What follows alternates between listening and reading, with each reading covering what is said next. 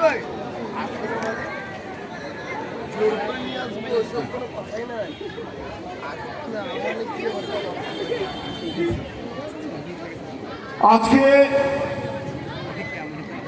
শুভ পঞ্চমী, 12টা বেজে গেছে, ষষ্ঠী পড়ে গেছে। আপনারা দীর্ঘক্ষণ ধরে অপেক্ষা করছেন, এই জন্য আপনাদের কাছে প্রথমে ক্ষমা চেয়ে নিচ্ছি।